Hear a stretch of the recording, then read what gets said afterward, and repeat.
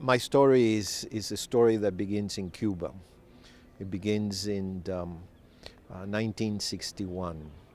Um, the government had turned to become a revolutionary government, and the idea of communism was coming into the country. So at that time, then, my parents and thousands of parents decided that um, freedom was needed for their children in their education. And they were willing to sacrifice their children, in the sense, the presence of their children, to sacrifice being close to in our growing up, and send 14,000 children out of Cuba between 1961 and 1963. And I'm one of those children. I wasn't so much of a child, I was an adolescent. As an adolescent, I was a little older. I was 16 years old. And the church, Mother Church, takes care of us. And Mother Church tried to find us places, homes, where we could be during our stay in the United States, always awaiting for a return to back home to Cuba. And so I was sent to Holy Family Home in Marquette, Michigan, with the director there was Monsignor Wilbur Gibbs, and the Sister of St. Agnes was the one that took care of the orphans. So there is a close connection with the Sisters of St. Agnes. A very happy memory, Sister Agnes Rita, who died here a couple years ago. She was a lovely woman who took care of us. So in there, the question of my vocation arose, the question of priesthood. And Monsignor Gibbs and the sisters said, have you ever thought of becoming a priest? I said, no. I had not even been an altar server.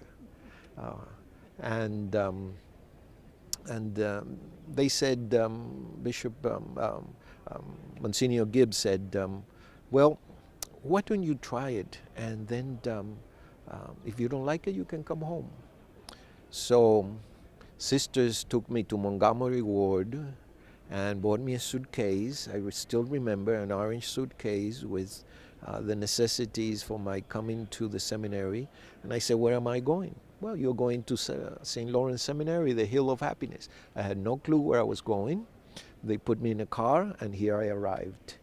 And truly was the Hill of Happiness. I had left home, so I had no family here. St. Lawrence for the next 3 years was my family, my home, and Marquette, of course, with the Sisters of St. Agnes and Monsignor Gibbs. So I came not knowing much English. I had taken some courses in grammar school, etc., but I knew no. So I came with very little English, and so I went into special year. This is a time when the seminary was 6 years and 6 years. So I went into the college prep, which they call special. And then I did freshman and sophomore year. I believe that at the time I was the only Hispanic here in the seminary. And I was many of the friars spoke Spanish, but the one that I remember most was Father Felician, who had been in Bluefields in Nicaragua. And then I used to speak to him. And of course, some of them, my teachers are here now for the 150th celebration. Father Werner, who was the Dean of Students, and Father Ron was a history teacher, etc., and some others that I've seen. So as I come back to St. Lawrence, after 45 years, I haven't been here in 45 years. I see the new buildings, and I see the growth of it, but all the memories that I think they were not just nostalgia. Of course, there is nostalgia of the past, of my adolescence and my own, but really, I started to think about my own faith and my own journey of faith that began here, that began in at the Hill.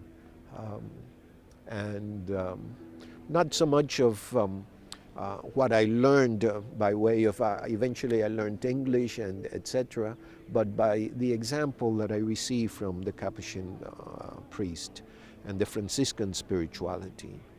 Um, and that's, I think that's the imprint that has been left in me.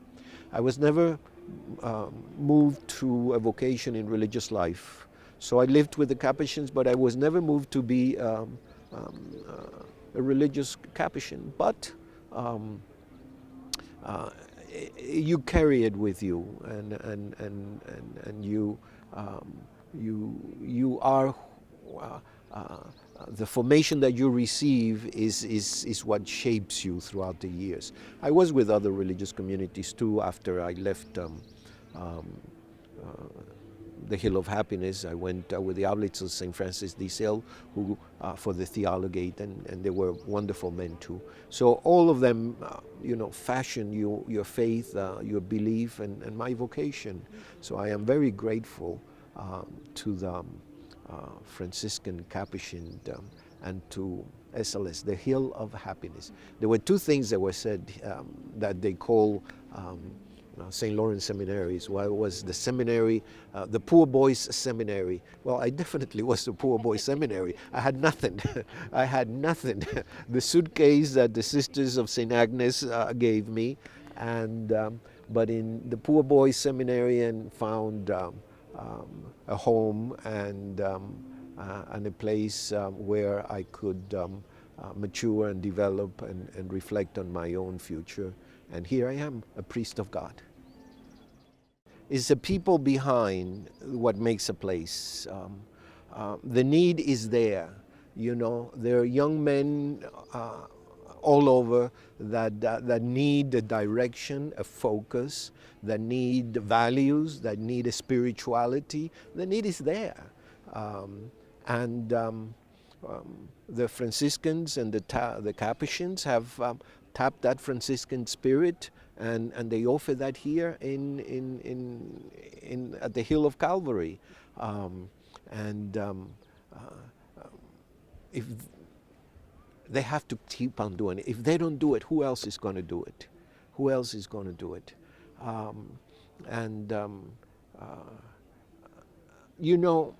By their fruits you shall know them. The alumni that has produced Mount Calvary and the seminary is what gives proofs of why this place should continue. That's all there is to it. Our Lord said, if the tree doesn't give fruit, cut it and throw it. But if it gives fruit, then we have to take care of that. And this seminary has given fruit. The many men that have taken leadership and responsibility with the values of our Catholic faith in professions all throughout the United States, and the many priests and religious and dare I say bishops, Bishop Perry, myself. That's a proof of why should a seminary continue to be, and why we should help it and promote it and pray and in any way support it. It's our church, it's the future of the church, and there is a need, and it's being fulfilled. And I wish many other St. Lawrence seminaries will be open throughout the country. We need them. We need them. We need to give direction. We need to give focus to our young men, which are living in a culture that it's all materialism, a culture that is secular, a culture that is all relativism, a culture that denies sacrifice, and that see only enriches success, never in the service to those who need.